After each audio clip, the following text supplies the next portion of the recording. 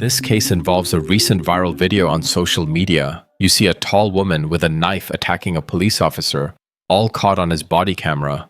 It's terrifying because of how quick she moves despite her large stature and unprovoked actions, which looks like something straight out of a horror movie. Fortunately, the officer survived, but things didn't end so well for her. Her name was Sydney Wilson, and this is her story, the complete details of the incident that tragically ended her life in just a few short minutes. I'm Victor, your host at Crimes Anatomy. Please give this video a thumbs up and subscribe to the channel for notifications of upcoming cases. Sydney Wilson was born on October 7, 1990, in Pennsylvania. She attended St. John's College High School in Washington, D.C., where she was a star basketball player.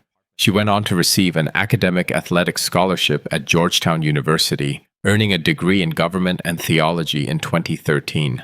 At Georgetown, she served as the women's basketball team captain and was described as a fierce competitor. She was definitely over 6 feet tall, with some reports suggesting she was as tall as 6'6", though it's hard to find a reliable source on this. After she graduated, she worked in various positions, most recently as a leasing operations manager. Also, just last year, in May 2023, she earned her MBA, making her well-educated and qualified for several positions. Sydney was deeply committed to mental health advocacy. Earlier in 2024, she became certified in adult mental health first aid, and she shared her accomplishments on social media, emphasizing her commitment to helping others navigate mental health challenges. She often spoke about the importance of empathy and love, and was deeply rooted in her Christian faith. She frequently referenced the Bible, especially Luke 12:48, which emphasizes the responsibility that comes with privilege, reflecting her belief in giving back. The incident. On September 16, 2024, Fairfax County police officer Peter Liu received a call regarding a welfare check. Sydney Wilson's mental health professional had raised concerns about her severe mental health issues. Normally, a social worker would have attended, but due to the violence that eventually transpired, it was fortunate they didn't. Officer Peter Liu, with over a decade on the job and training in crisis intervention, was dispatched to make this check. He arrived at Sydney's apartment in Reston, Virginia, and knocked on the door, trying to calmly communicate with her. When she first opened the door, everything seemed fine. She smiled and appeared calm. Hi man, I'm Officer Liu. But she quickly closed the door on him. Liu didn't give up.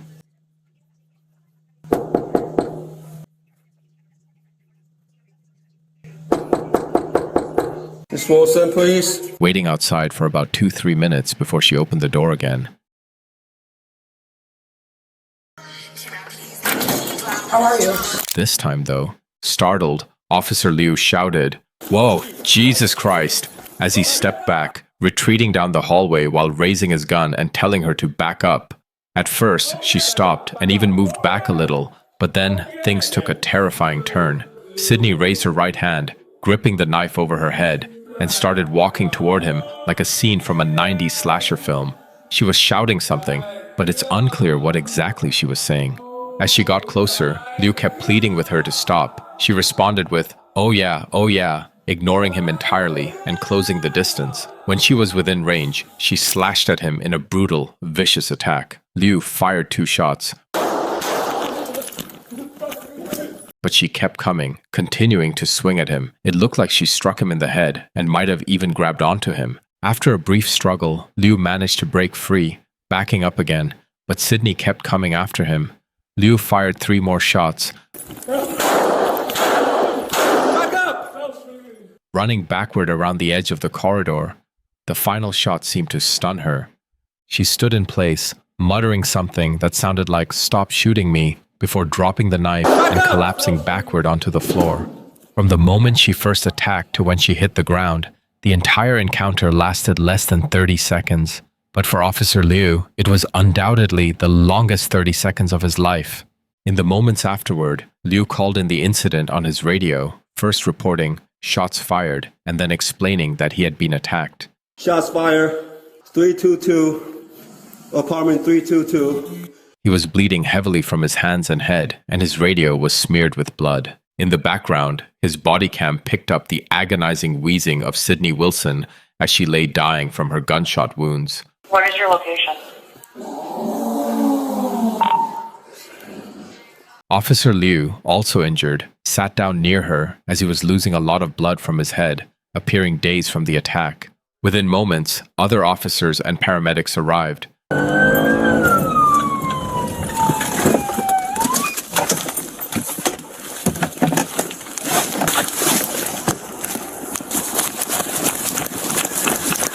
Get me in. Get me in.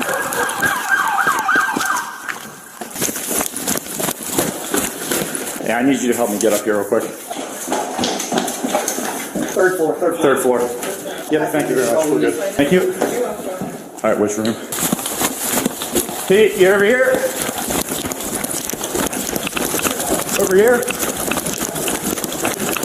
All right, go back inside.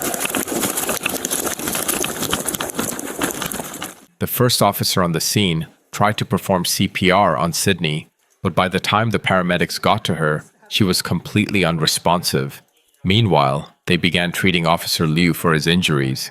As mentioned, Officer Liu survived the attack, but Sydney tragically did not, passing away before she could be taken to the hospital.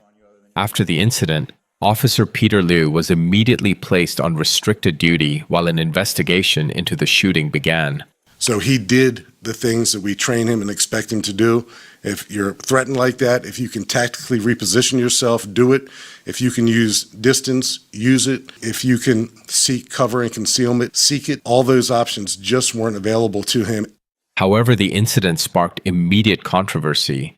Some believed Officer Liu had no choice and that his actions were in line with his training. Others questioned why a mental health counselor hadn't accompanied him, arguing that the situation might have ended differently had Sydney received the help she needed. Upon reviewing the body camera footage, it appears the officer took all practical measures to avoid violence. He gave multiple warnings that were ignored and did not shoot until he was attacked a second time. I'd say he served with great restraint. Some mention non-lethal devices, such as a stun gun or taser, could have been used, but these are not reliable in situations of imminent threat of death. Unfortunately, the officer was alone and not in the pairs that usually perform these checks. It's also unknown what mental health issues Sydney was dealing with. We must remember that people in their right minds don't go attacking visitors to their apartments. The officer was put in a life and death situation and acted according to his training and instincts given the extreme pressure and narrow window for decision making. In the days following the incident, Georgetown University's women's basketball team posted a tribute to honor Sydney's memory. But even this sparked a mix of reactions. On one side, some people remembered Sydney as a victim of her mental health struggles, highlighting the importance of compassion and understanding. However, others pointed to the reality of what happened that day, Sydney's attack on an officer with a knife, and questioned if she should be celebrated given the circumstances leading up to her death. We must remember that we didn't know Sydney Wilson, and a few seconds of video footage in her final moments don't do justice to a brilliant basketball player and community member. We should respect those who did know her, as we could be meeting our maker too, with just one bad decision.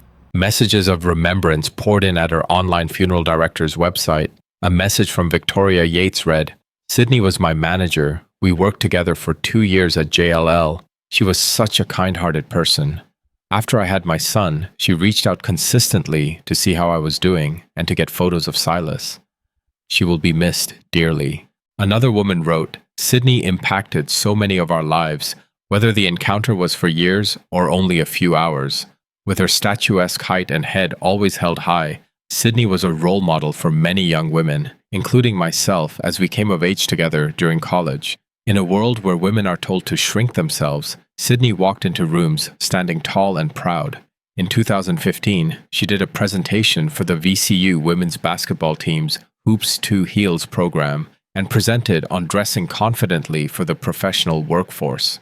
The team was instantly drawn to her and her infectious personality. For years, alumni and players of the program would ask, "How's Sydney?" It only took one meeting with her to never forget her. This small memory is one of many that I will cherish with her. May she rest in peace. This case raises difficult questions about how we support those struggling with mental health And what else could have been done to prevent such tragedies? Now do watch some of my other cases on screen.